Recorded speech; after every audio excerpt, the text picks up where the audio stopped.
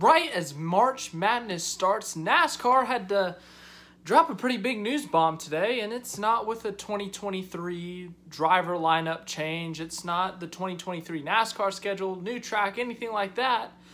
But it does have to do with 2023, and it's, as I said, it's not what you would expect. NASCAR and Hendrick Motorsports are teaming up with IMSA to enter into the 24 Hours of Le Mans. If you do not know, that is one of the biggest races in the world's 24-hour race in Le Mans, France, and it's pretty much what it sounds like. They race for 24 hours. If you know what the 24 hours at Daytona is, it's that, but bigger and in France. I guess that's the easiest way to describe it. It's a 24-hour race. It's an endurance race, sports cars, and it's not like NASCAR where it's the Cup Series or the Xfinity Series. There are multiple classes of cars in the field, and you know, you can win your class, you know, the top car in your class, or you can, obviously someone wins the overall race, but then also you have your class winners. I think there's 3, 4 classes. I don't know exactly, correct me if I'm wrong, but NASCAR, Hendrick Motorsports are teaming up for garage number 56, I think is what it's called. It's like the New York Times. I read some article from there, and here it is. They described it as Garage 56 is reserved for concept cars that test possible future technology for the automotive industry. And while all Garage 56 cars must comply with safety standards and crash test regulations, they are not beholden to category-specific engine regulations or powertrain options. From 2012 to 2016, Garage 56 fielded 3 cars. So Hendrick Motorsports, NASCAR looking to fill in that Garage 56 spot. And, you know, that's a pretty big deal, guys. We've talked about on this channel before, NASCAR expanding beyond the United States. They have raced in Canada before. Heck, in the 90s, they went to Japan.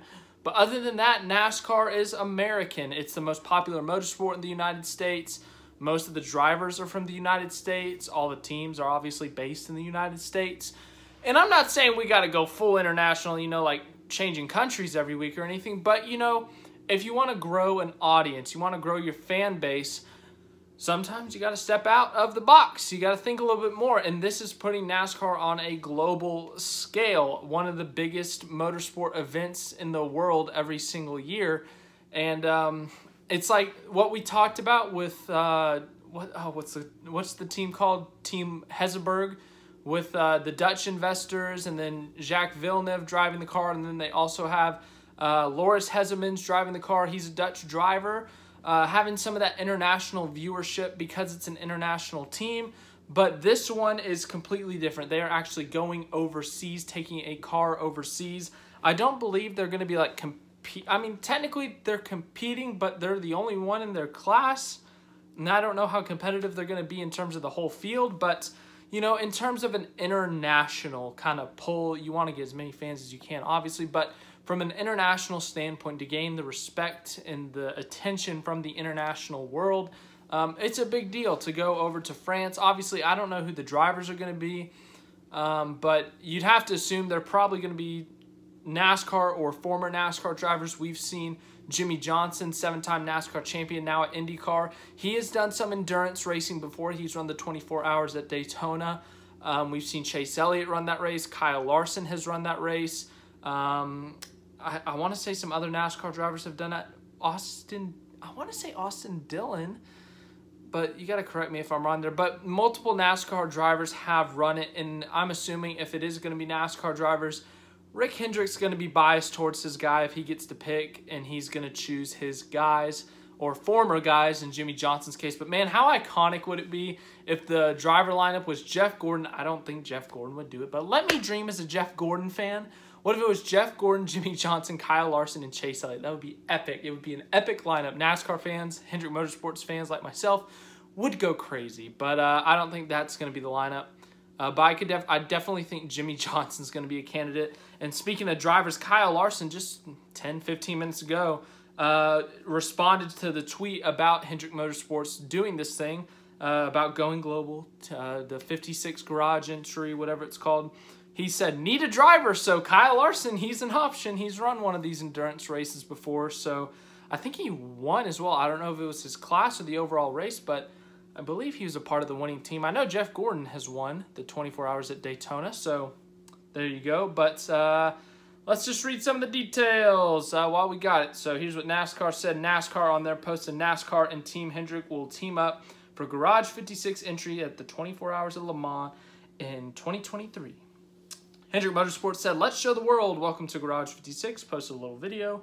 And then here's some information from NASCAR on NBC.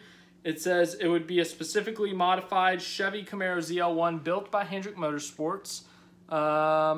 It would be a Garage 56 car, a class reserved for innovative car concepts or concept cars. They'd be seeking to compete in the 24 Hours of Le Mans for the first time in 2023. Seven-time champion NASCAR crew chief Chad Knaus is the program manager, and it's a collaborative effort between NASCAR IMSA, Chevy, Hendrick, and Goodyear. So, yeah, a lot of NASCAR in that. I think IMSA, NASCAR, someone owns someone in that. I can't remember who, but they're teaming up, obviously. And then Hendrick Motorsports has been backing Jimmy Johnson in his IMSA ventures. And then also Chevy and Goodyear. Obviously, Goodyear has provided tires for NASCAR for a number of years now. And Chevrolet obviously has been with Hendrick Motorsports their whole existence. So obviously those two are going to pair up with the squad, if you want to call them that. But very interesting for sure. Rick Hendrick said that talk started in November of 2020. Very interesting. It'll be a modified next-gen car, 2023. Garage 56. Rick Hendrick said, it's an honor. It's something I never thought I'd have an opportunity to do. And remember, I guess it was a month or two ago, there were reports that Jeff Gordon was saying that he wanted Hendrick Motorsports to expand beyond just NASCAR, to go into other forms of racing. We talked about maybe IndyCar, maybe IMSA was mentioned, or at least I mentioned that as a possibility. And this is something. Jeff Gordon, Rick Hendrick, they are deciding to step beyond the NASCAR world, and that first step is going to be in the 24 Hours of Le Mans. So really, really excited to see how that goes. Steve Phelps, he had this to say. He says it's to be announced on whether the Cup schedule would allow active Cup drivers to be able to drive. Rick Hendrick said they would like to have an active Cup driver in it, but he said he hasn't talked to Jimmy Johnson yet. Not an active Cup driver, but, you know, he's still an active driver. He's a seven-time champion. He's an iconic, well-known name. Everyone around the U.S. knows him, obviously, if you're a racing fan. But I think around the world, many people know him as well. He's done, obviously, the 24 Hours at Daytona, but he's also done some car swaps, you know, like with Fernando Alonso in 2018. So, very interesting indeed. I don't have anything else to say on this other than I think it's a very interesting thing, and I think it's great that NASCAR is doing this because of that international draw, that international pull.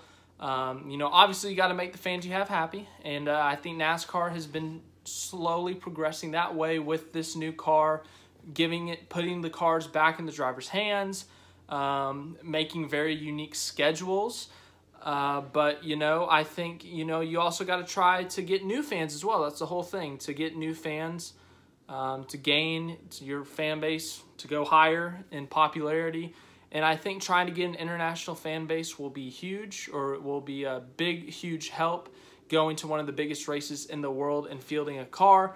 I don't know how competitive the car is going to be. I don't know who the drivers are going to be, but yeah, it's going to be exciting. Hopefully it'll be fun, but yeah, that's all I got for today. Make sure to leave a like. If you like this video, you want more NASCAR racing news, subscribe to the channel, share it with other people who like racing. And I'll see you in the next video, maybe Saturday, maybe Sunday, about the F1 race.